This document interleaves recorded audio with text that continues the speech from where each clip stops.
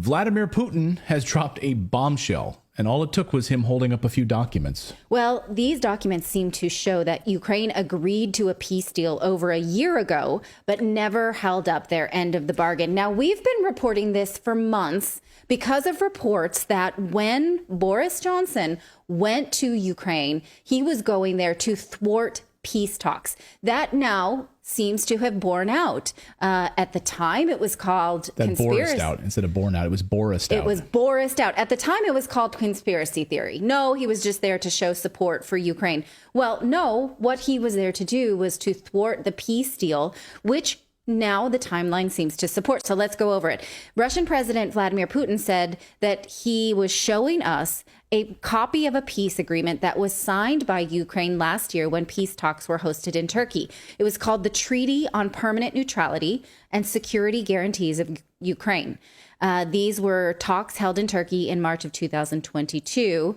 What happened to them? Well, Boris Johnson happened to them. Bojo hopped on a plane a few days later, and Ukrainian media reported that he talked Zelensky out of it. U.S. officials would quickly follow suit after this visit. We would see Nancy Pelosi clicking her heels down the streets of Kiev, Antony Blinken, Lloyd Austin. Europe's Ursula von der Leyen showed up not long after that. And then, consequently, what did Ukraine do? They reneged on their side of the bargain, according to President Putin. Here is a translated video of President Putin showing this document to a group of African leaders, and watch the sort of consternation on their faces as they see this. We did not agree with the Ukrainian side that this deal would be confidential, but we also never disclosed it or commented on it. The draft of this agreement was initialed by a representative of the head of the negotiating group from Kiev. He put his signature there. Here it is. Wow. It's called the Treaty on Permanent Neutrality and Guarantees for the Security of Ukraine. It contains 18 articles, and there is also an appendix. Its provisions concern the armed forces and many other things. Everything is written there, down to units of military equipment and personnel of the armed forces. Here is the document. It is initialed. But after we withdrew troops from Kiev as promised, the Kiev authorities, as their patrons usually do, threw it all into the wastebasket of history. Where are the guarantees that they will not continue to abandon such agreements?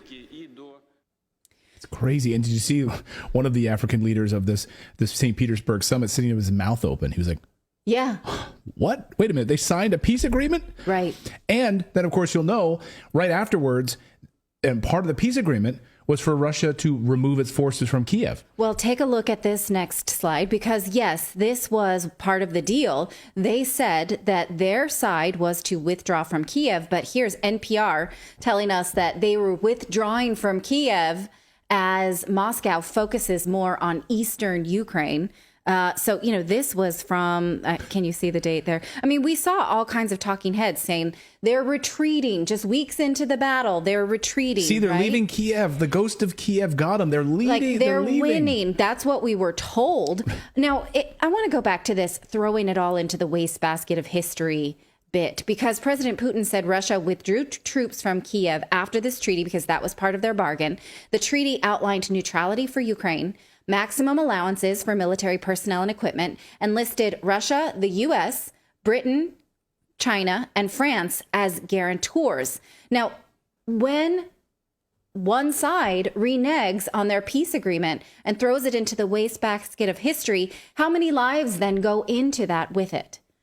A lot. How many, right? Since then, if you think about it, like if you were someone whose family has been lost since March of 2022, and you think it could have been over, then this, what's it all for? Well, think about how many Ukrainians have been killed as a result of this in the meat grinder, right? So Ukrainians are being destroyed in this latest battle overnight. 50% of the troops on the Ukraine side were wiped out, destroyed. 1 out of every 10 according to Vladimir Putin, 1 in 10 Russian soldiers, for every 1 they're losing, for every 10 Ukraine is losing, Russia's losing 1. So lives are being lost on both sides, way more dramatically on the Ukrainian side. absolutely devastated. You're wiping out an entire generation of people, an entire generation. And then you've wiped out that generation, and then you've gone to the younger and older generations to fill the ranks, grabbing them out of college classrooms and grabbing young men off the streets who don't even meet the qualification age, and then taking 60-year-olds to be a part of the trip. Like, you're wiping out everyone. Boris Johnson and the West. And I kind of feel like Putin has been very patient during this, because everything they have done has been a provocation. Everything Ukraine has done to him has been a provocation, and he could have done what the U.S. would have done, which is decimated Ukraine. Shock and awe. If it was the U.S., if it was the U.S. that was being done to, Ukraine would be leveled by now. Yeah, shock and awe campaign, right? Instead of it's sadly methodical, and it's like going to drag on and on and on. Yes, but this is something that Putin has been criticized inside Russia for the last 15 years or more, is to continue to have faith that Ukraine will be a trusted partner. Back as far back as 2014, when he extended the 14 billion euro loan to Ukraine as good faith to sort of support their economy, even though many inside of Russia didn't want him to do that. Well, he thought admitted that he had to do it in order to sort of bolster that economy and bolster their independence so that they could continue to be independent and resist NATO lure. Right. Well, and he also, of course, extended and said he would support the Minsk agreements. Right. So, and he admitted this was one of maybe his great mistakes. He said, I believe them. And we now know from Angela Merkel that they never had any intention of supporting the Minsk agreements. So, fool me once, right? Right. Now, back to this narrative that we were told, because if this is true and we are being told we had a peace agreement, our agreement was this, withdraw from Kiev, they were going to do that, and they didn't do that, but we did this. What we were told when they held up their part of the bargain was that, oh, look, Russia's retreating. They can't take Kiev. They're not even going to try. Ukraine is too strong. Here is NATO head Jens Stoltenberg said this about that in March of 2022, as soon as Russia was withdrawing, saying, we've heard the recent statements that Russia will scale down military operations around Kiev and in northern Ukraine. But Russia has repeatedly lied about its intentions, so we can only judge Russia on its actions, not its words. According to our intelligence, Russian units are not withdrawing, but repositioning. Russia is trying to regroup, resupply, and reinforce its offensive in the Donbas region. At the same time, Russia maintains pressure on Kiev and other cities, so we can expect additional offensive actions, bringing even more suffering. So was NATO out of the loop on this peace agreement, or did they know and they were just spinning a yarn to us? Well, of course, they That's absolutely weird, knew. right? They know everything. They know everything. They know that they were meeting to discuss peace. And Zelensky was fielding phone calls. He's like, I can't talk right now. I'm at the peace table right now. I can't talk. No, Vladimir, you please take our phone calls. So he was sitting at the peace table in Turkey. Right. They knew where he was. They knew exactly what was going on. Not where he was. What I'm saying is, NATO didn't know why Moscow was withdrawing from Kiev. They didn't know. I mean, that's again, weird. It's ridiculous. Right? They know every detail of the peace agreement, and so yeah, they're pretending that they don't know about this. Right. Or is it what it appears to be, that Russia had negotiated this deal, the West got wind of it and talked Ukraine out of it and spun the rest of us a lie? I read this quote this weekend in a biography of Julian Assange. It said, if war can be started by lies, peace can be started by truth. So, we've been lied to about this war in Ukraine. That seems to be self-evident. Now, Ukrainian President Zelensky says that no peace agreement is even on the table because Ukraine wants to retake Crimea, which voted to join Russia in 2014, and the Donbas region, which asked Russia to intervene on their behalf last year and voted last year to join Russia. So again, I just want to turn back to the map of the conflict. This was updated today, showing Ukraine's counteroffensive has not been able to retake much of these regions. Now, again, from the gray line, the dark gray line, and over to the right is the contested area. Those areas asked Russia to intervene because Ukraine has been bombing them for over a decade. Russia came in with military forces in March of 2022. They are controlling everything that's in the red. They don't yet control what's in the green, but those are the regions that want to join Russia. Now, look at the blue dots here. Because Ukraine has not really been able to make much territory gain, on this counter-offensive. They're attacking outside of this contested region. See the blue dots above in the top right? Right, Belgorod. Those are not contested territories. They are Ukraine on the bottom, Russia on the top. Why are they attacking inside of Russia? This sort of negates the whole use of the term counter-offensive, right? They're not countering anything. Russia was never there inside of Ukraine. This was always uncontested Russian land. You can't use counter-offensive for this. That's a great point. For this kind of battle if you're attacking up there. Right. Of course, they could justify that they're cutting off the pincer that's coming from the top down, of course, right? They can use that argument. And as Patrick Lancaster has been reporting here for us on Redacted, he's been in Belgorod. He's been in that area, that uncontested area in the north. So those blue dots at the top, that's where Patrick has been. No other Western media, of course, has been there covering that. And you can see where the Ukrainian forces and NATO forces using NATO weapons have gone into that region. Yeah, this is one of the reasons I'm so committed to just continuing to follow this map. Because I think in the West, we just sort of are told, oh, there's a fight. It's all over Ukraine. It's not. It's for one region. And this one region has voted to become a part of Russia. And Ukraine is just throwing lives at it in order to keep this part of Ukraine, which they've been torturing for a decade. So who now wants to support this when we have a better sense of what it is? Now, Russia's confirming that they continue to be shelled inside their own borders. Today, the Russian Belgorod region was shelled by the Ukrainian army with over 500 shells, according to the mayor of one town. Ukraine now says that they have retaken 8 towns in that contested region in the last 2 weeks. But how many lives has this cost? Russia says that Ukraine has lost at least 800 servicemen, 20 tanks, 4 infantry fighting vehicles, and 15 armored vehicles over the weekend alone. Now, once again, Ukraine is trying to take territory that asked Russia to come in and intervene, this Donbas region. And the Western media knew this at one point. Take a look at this Time magazine article from 2014. Many Ukrainians want Russia to invade. This is a Time article, that one. Yes. Many Ukrainians want Russia to invade. This is from 2014. The Western media is pretending not to know this now. Wait, let me read the first nut of this Simon Schuster article here. To many in Ukraine, a full-scale Russian military invasion would feel like a liberation, according to Time magazine. On Saturday, across the country's eastern and southern provinces, hundreds of thousands of people gathered to welcome the Kremlin's talk of protecting pro-Russian Ukrainians against the revolution that brought a new government to power last week. And we should point out, of course, that new government that was brought to power was a Western puppet government, a NATO Western puppet government. Yes. Don't forget that. Yes. So again, the Western media is pretending not to remember this because of what Noam Chomsky calls manufactured consent, because they need to ignore truths because they're tied to a government agenda, in this case, a war agenda.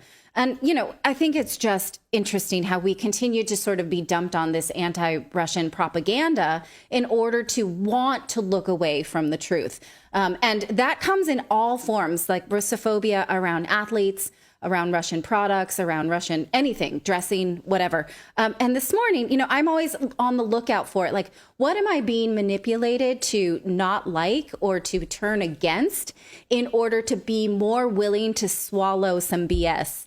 Some like neocon pro-war BS, right? And so I came across this article today in the Telegraph saying that Kremlin officials turned to heavy drinking to cope with war stress. And I highlighted at the bottom, and I know that's hard to see on your screen, and I apologize, but like this, oh, look at Vladimir Putin. He must be drunk to be doing everything that he's doing because he's a madman. But then the subtitle of the picture says, Vladimir Putin, pictured in 2016, is known not to be a heavy drinker. Like so the headline is Kremlin officials are getting drunk because they're so stressed, and they can't deal with this. But so then you have to read the drunks. Then you have to read the fine print. Putin doesn't drink, so it just totally negates. I mean, it's ridiculous. Just like the Nord Stream pipeline picture, where it's like him in that bubble that looked like a scene from Despicable Me. Like, here he goes, like he's going under the Nord Stream ocean pipeline. But again, we have to wonder, what are we fed to hate in order to want to swallow their narrative? That's the question I leave you with.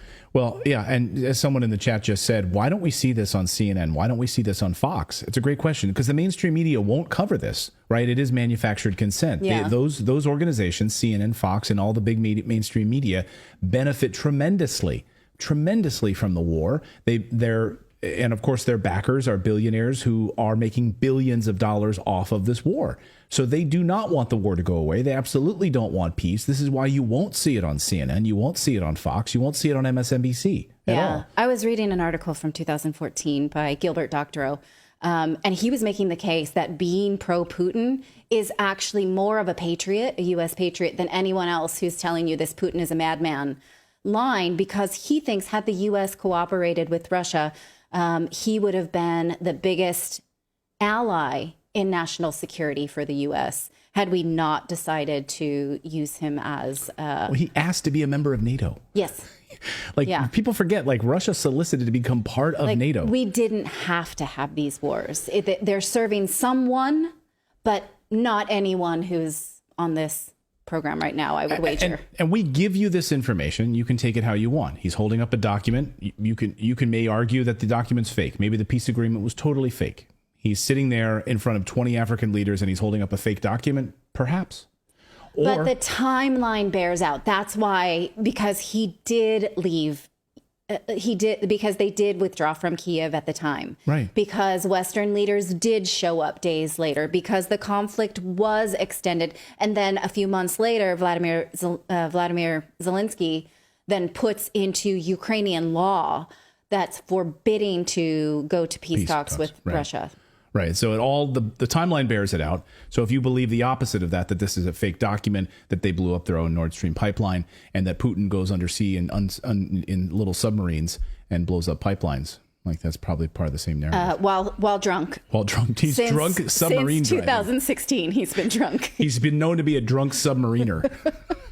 I get my vodka and I go under the ocean. I blow up pipelines. Yeah. It's amazing. By the way, just as a side note, did you see the new strategy around Ukraine, which is now they've fully blamed Ukraine for the Nord Stream pipeline bombing? We know it was the United States and the CIA. That's been confirmed, right? But the Washington D.C. narrative now is that it was Ukraine. Oh, and it was a Ukrainian. It was a Ukrainian general who's since been killed. So now we're blaming the dead guy. He's not allowed to defend himself anymore. It was definitely him. He's the one that carried out the bombing. We warned them not to do it. We told them not to do it, but they just went and did it anyway. No, that's a total lie. Yeah, that's generals being notorious for not asking anybody about major combat operations. They're always this rogue. Are they saying that Ukraine has rogue generals? Because that didn't work well for Japan in the World War II, having rogue generals. So yeah, I want to get that under control. And thank God he's dead, because he was definitely a bad apple. So this is the spin now that we're giving. It's like it was a rogue general who didn't. I mean, this is amazing. How did he get access to naval equipment? Apparently, it was a yacht. He had his eyes on a yacht that he was going to retrofit. That's the story. There was a massive yacht that they were going to use. I think from a seized Russian oligarch. Was it Gru from Despicable Me? Right. Let's ask Also, Russell he Brand. could steal the moon. Also he was a shipwright, so he just happened to be a general and a shipwright. So we retrofitted this yacht for military operations. This guy was amazing. He knew how to do it all. It's amazing. And what's sad is this is the stuff that the Washington Post will print in newspapers, or CNN will put on their air, and then stupid people will gobble it up, and that's how it works. Thank you so much for watching this segment here at Redacted. We are live every day at 4 p.m. Eastern Time, trying to share the stories that the mainstream media will not cover. You should also come over and join our community of Redacted Rebels over at redacted.inc. That's our private locals community where we can share exclusive content that we simply cannot share here on YouTube. Come over and join the rebellion together right now by going to redacted.inc. We'll see you next time.